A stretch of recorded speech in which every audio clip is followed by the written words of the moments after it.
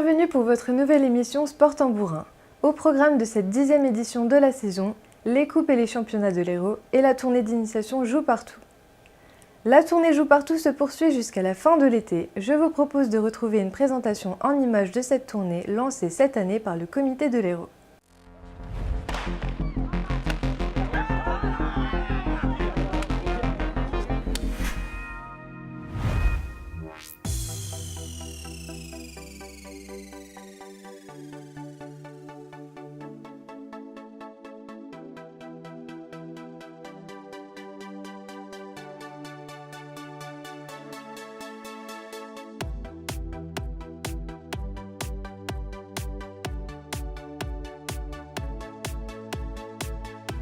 Donc la tournée Joue Partout, organisée par le comité départemental de l'Hérault de Sport Tambourin, a débuté à Claret, sur le territoire du Grand Pic Saint-Loup.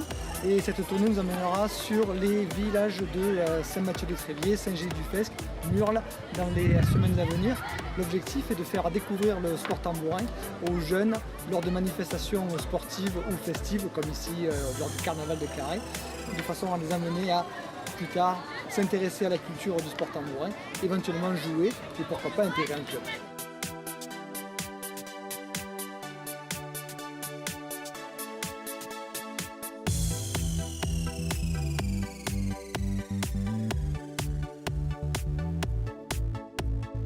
Le carnaval des écoles de Claret, organisé par l'association des parents d'élèves, s'est déroulé le samedi 22 avril 2017 sur le thème du sport.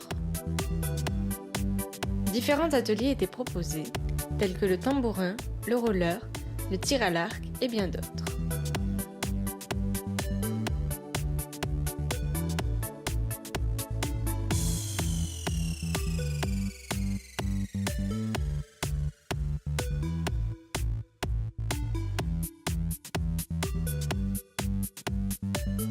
Le 10 juin, la tournée Joue Partout sera sur le territoire du Grand Pic Saint-Loup. Vous pourrez vous initier lors de la fête des sports de Saint-Gély-du-Fesque. Les finales de Coupe de l'Hérault auront lieu les 26 et 27 août à Usclas-d'Hérault. Découvrons pour le moment les quarts de finalistes de cette compétition. Pour ce premier tour des Coupes de l'Hérault, on remarquera les victoires d'Usclas-d'Hérault, de Grabel, de Florensac, d'Agnan et de Pignan. Il restera le match de Cos-de-la-Selle contre Notre-Dame-de-Londres. Les prochaines rencontres verront s'affronter Grabel contre Florensac, Gignac contre Vendargues, Pignan contre Usclas-d'Hérault. Agnan trouvera son adversaire selon les résultats du match en retard. Vous pouvez retrouver les résultats de chaque tour de coupe en vous connectant au site sport-tambourin-cd34.com. Malgré la parenthèse de la coupe, les championnats se poursuivent. Je vous propose de retrouver un résumé de la rencontre de championnat héraultain masculin. Agnan et Grabel sont les deux équipes du haut du tableau de la poule B.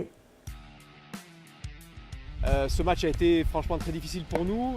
Cela dit, on ne regrette rien parce qu'il y a une très bonne équipe d'Agnan, très complète, très homogène, avec des joueurs de valeur, des joueurs qui ont joué pour certains en National 1, ce n'est pas notre cas. Donc ils méritent leur victoire. On espérait quand même avoir une réaction d'orgueil et être un peu plus compétitif.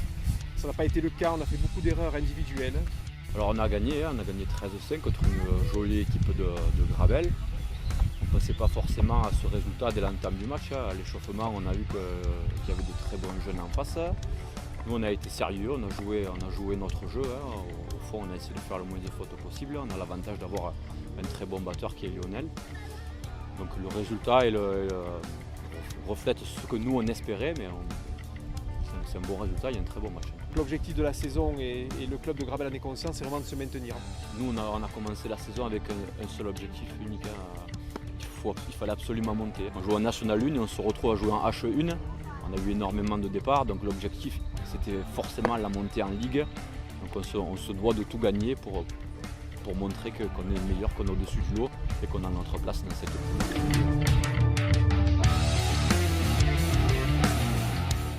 Après ce zoom sur les deux équipes du championnat, retrouvons maintenant les résultats et classements du championnat de l'Hérault 1 masculin. Du côté de la poule A, Metz s'est imposé contre Vendargues, Agnan contre Pignan et Gignac-Lanert s'est imposé à domicile contre Saint-Georges-d'Orques. Au classement, Agnan domine toujours largement le championnat avec 32 points, suivi de Metz avec 23 points, Grabel avec 19 points. On part du côté de la poule B où Gignac s'est imposé à domicile contre Saint-Jean-de-Pécule, tout comme Notre-Dame-de-Londres et Viol-le-Fort contre Pignan dans un match très serré, 13-12. Au classement de la poule B, Notre-Dame de Londres domine avec 28 points, suivi de très près par Pignan avec 27 points. En troisième position, Gignac. Avant de conclure cette émission, tournons-nous vers les résultats et le classement du championnat Héros 1 féminin. Du côté des dames, c'est Florença qui s'est imposé contre Bessan et Poussant contre Notre-Dame de Londres. Au classement Héros 1 féminin, Florensac domine très largement avec 28 points. Poussant est en deuxième position avec 18 points, suivi de Bessan en troisième position. Cette émission se termine. Si vous souhaitez visionner à nouveau cette émission ou revoir d'autres émissions Sport Tambourin, connectez-vous au site tvsud.fr.